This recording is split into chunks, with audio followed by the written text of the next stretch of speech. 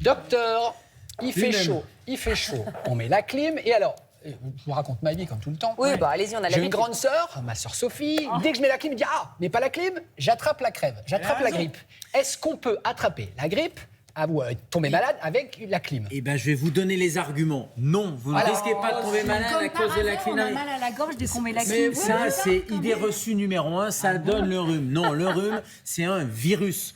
Donc, que ça fragilise vos muqueuses et que les petits virus puissent rentrer plus facilement. Oui, mais c'est pas la clim qui donne les virus. Ah, elle Mais vous c'est pas la clim, fragilise et elle laisse une porte d'entrée au virus. Exactement. C'est-à-dire qu'on a fait mal un à la raccourci, gorge, en l'air gros. est un peu sec, donc les muqueuses sont inflammatoires.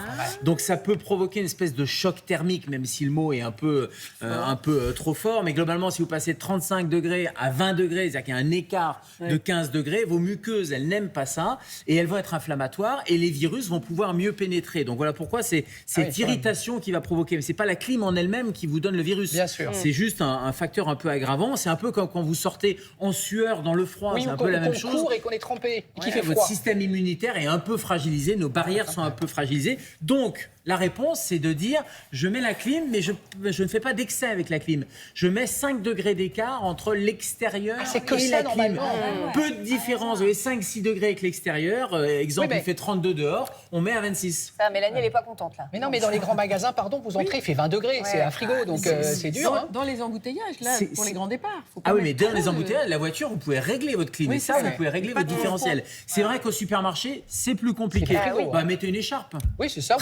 un bonnet.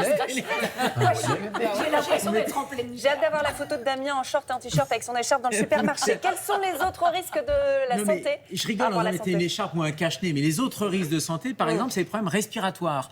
Alors, chez tout un chacun, c'est un peu irritatif, on a un peu mal à la gorge, mais chez les asthmatiques, ça peut déclencher une crise d'asthme. J'adore la photo. La photo de l'éternuement. Monsieur, il souffle, là. éternué.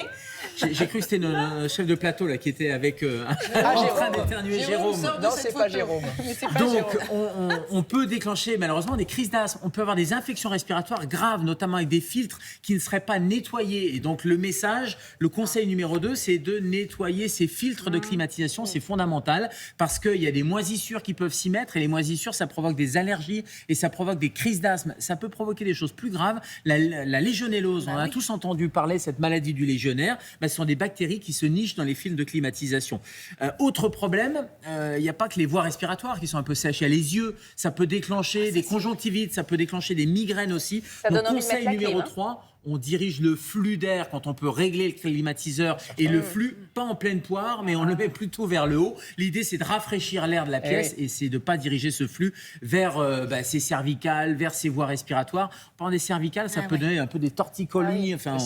L'air froid comme ça, de manière directe, c'est pas très bon. J'opine du chef, hein, vous avez vu, parce que je suis hyper d'accord. Tant que vous pouvez le faire, parce que vous n'avez pas mis la clim sur vos cervicales. Bravo. Dès que... Ouais, voilà. Donc on Mettre dirige. la clim bien sur mes cervicales, c'est Alors, l'enfer. Donc l'idée, c'est vraiment de rafraîchir la Donc pièce. Sylvie a et dit, pas- dès que ouais, virgule, voilà. Merci Sylvie. On a J'ai compris. rajouté la clim. C'est vrai, les conversations de... Docteur, on n'oublie pas non plus le message de s'hydrater.